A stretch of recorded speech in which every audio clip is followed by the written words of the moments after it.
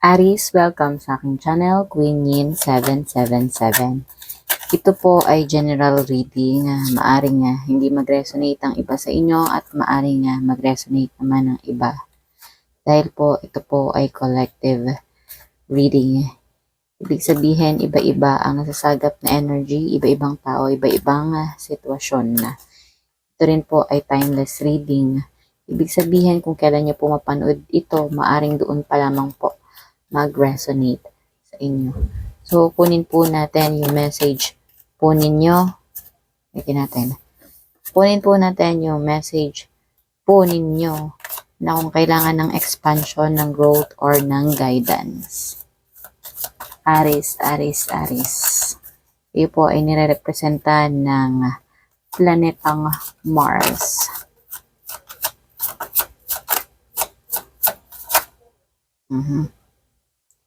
Maraming energy. Pipili lang tayo dito.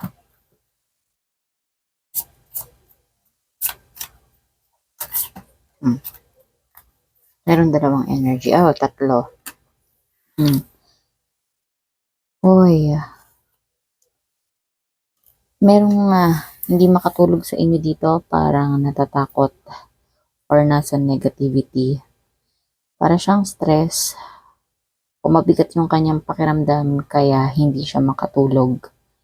Iniisip niya sa gabi. At yon ay dahil merong nanloko sa inyo. Ito nga po pala, by the way, ay pwedeng mangyayari pa lang or nangyayari na. Hindi ka makatulog kasi may nanloko sa iyo. Kumbaga, or may nag-spy sa inyo, may nanloko, kakilala mo, malapit sa iyo. So, or may nantraidora, yung akalain mong yung hindi mo inaakala na lolokohin ka niya. So, kaya hindi ka makatulog. Oh. Pero, meron ditong the Fool. Ibig sabihin na maaring kung magkaaway kayo ngayon nito or hindi kayo good vibes ng nanloko sa'yo, maaring mapatawad mo siya or maaring kung galit ka ngayon sa kanya dahil sa panloloko niya sa'yo, mapatawad mo din agad siya or pwedeng sandali lang ito. Sandali lang tong paghihirap mo na ito, as in siguro wala pang isang linggo is nakamove on ka na. Or pwedeng may dahilan kung bakit kanya tinraidor. Ganon. Kasi itong Fool is consciousness to. Consciousness mo ito. Ganon So, pwedeng mapapatawad mo siya agad. Or sa panloloko niya sa'yo. Or pwedeng ibigay niya sa'yo yung mga kinuha niya. Ganon. Pwedeng ibalik niya yung tiwala or something na konsensya siya. Ganon. Kasi nga may the Fool.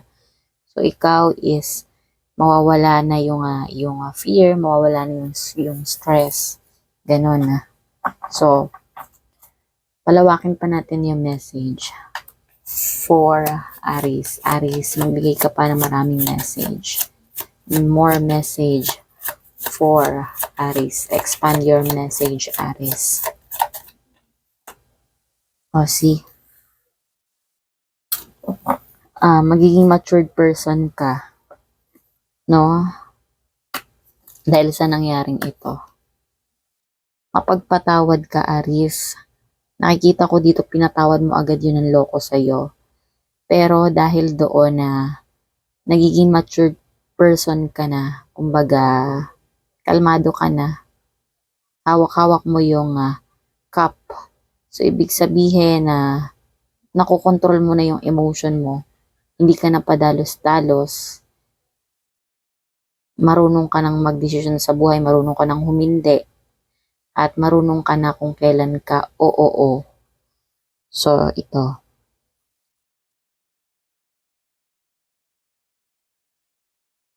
So, matatapos talaga. Sandali lang talaga tong yung anxiety, itong fear na nafe-feel mo ba ngayon or mafe-feel mo. Sandali lang talaga to. Kasi mabilis kang matututo.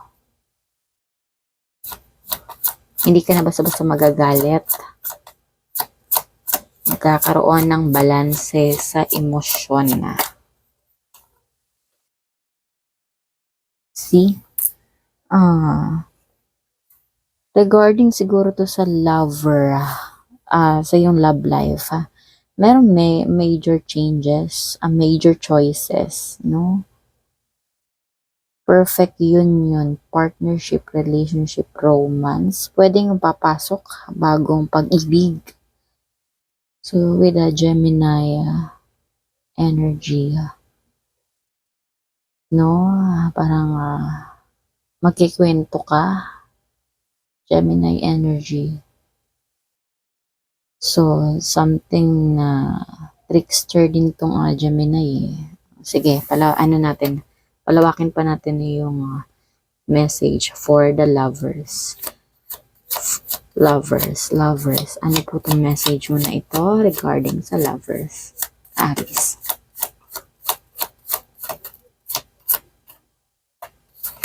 Ayan na, malo na. Oh! So, sa regarding sa lovers mo,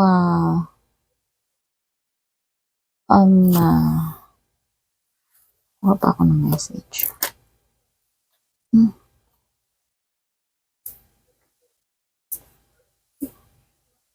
Parang may paulit-ulit kang iniisip tungkol sa iyong jowaers, sa iyong lovers. Ganun, pwedeng lovers din to is love of family, love of friends, love of relatives, love of, diba, ganun na. So, parang may paulit-ulit na nangyayari, no? Parang may romance, may quarrel, sunod na naman, romance ulit, may quarrel ulit. So, parang lagi kayong nag-aaway nitong person mo. Pero, alam mo, sa pag-aaway ninyo, away-bati kayo. Wala namang sumusurrender sa inyo. No? Wala namang nagpapatalo sa inyo. Ganon. So, paulit-ulit lang yung nangyari sa inyo. Pero, nagmamatured ka nga, kumbaga, nai-stress ka, nagiging burden siya minsan sa'yo, niloloko ka niya, or may something na meron siyang ginawa na ayaw mo, or meron siyang hindi ginawa na hindi mo nagustuhan, tapos magbabago na naman yung isip mo, so okay na ulit kayo, may konting maturity or magmamature ka, ganon, tapos okay na ulit kayo ng person mo, bati ulit kayo, tapos away na naman kayo, tapos mag-iisip ka na naman. Pero dito sa huli, nakikita ko nito parang malalim ka ng mag-isip, nilalawakan mo na yung isip mo, hawak mo yung earth, yung parang globo. So, sumisimbolo sa earth element. So, siguro ngayon ay, tapos yung tingin mo is malawak ka, may hawak ang wands. So, hawak mo yung nasa iyo yung will, yung parang life purpose mo kung talagang hawak mo yung life purpose mo kung talagang gusto mo na ba na siya na, gano'n or hawak mo din sa kanang kamay mo yung parang globe, yan yung parang earth na parang globo. Ngayon na ang lalim ng iniisip mo kung nakakatulong ba siya sa health mo or sa mental or sa whole well-being mo. So ganun, ang lawak na ng pag-iisip mo, so parang magkakaroon na ng a verdict dito or parang huhusgahan mo na siya kasi parang paulit-ulit lang yung nangyayari dito sa person mo. Ganon. Or maybe pwedeng relasyon mo ito sa iyong anak, asawa, ganon. Pwedeng ganon na. Parang nakikita ko may gagawin kang desisyon, may hakbang kang gagawin. So, message for Aries. Sige daw, Aries, anong message mo pa?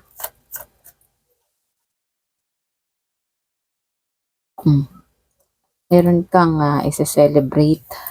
Yung iba sa inyo dito may isa-celebrate. May happy times.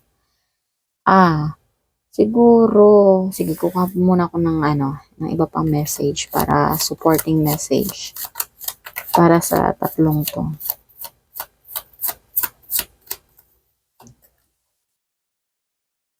Okay. So, dahil tumitingin ka, iniisip mo na dito yung, nandito yung sa isang card ang fire sign and an earth sign. Meron din ditong water sign, oh. Nasa harap mo yung emotion. Ibig sabihin na mahal mo talaga yung person mo. Nasa harap mo lang. Pero iniisip mo, sinasang-alang-alang mo yung career and yung whole well-being, yung iyong health, ganon. Pero alam mo, nakikita ko na masaya naman kayo ng person mo. Kasi lagi kayong nagse-celebrate, lagi kayong may happy moments, no? Parang nakikita ng tao na talagang kayo, parang expose kayo sa tao. Ganon. Parang kinoconsidered mo. So, nakikita ko dito with the sun card. Parang ang overall energy nito is ganyan lang. Ano lang kayo, yung konting away-away lang kayo pero wala kayong major na away talaga. Walang third party or anything. Wala. So magiging maganda naman yung inyong pagsasama ng person mo. Meron na wag ka mag-alala kasi may good luck. So magiging maayos din yung relasyon mo sa person mo, no? Siguro maghintay ka lang kasi tingnan mo parang yung mga flowers sa likod, magbubloom ulit yan. Di ba ibig sabihin ng plants is kailangan yan na diligan or kailangan na paarawan, kailangan na alagaan, no? So magbubloom yan, nakikita mo yung mga flowers, no? Masyado silang blossom. So maghintay ka lang kasi magkakaroon din ng success sa relationship ninyo. Ganun na. So, maganda yung, tingnan mo, Aris, nagsimula kayo sa parang hindi magandang cards, may trickery, parang ganyan. May burden, merong fear, may anxiety, pero natapos kayo sa the sun card. So, maganda. Mag-wait ka lang. So, yun lang ang energy reading mo for this coming days, Aris. Kung nagustuhan mo ang reading mo, please consider subscribing my channel, Queen Yin 777. Thank you.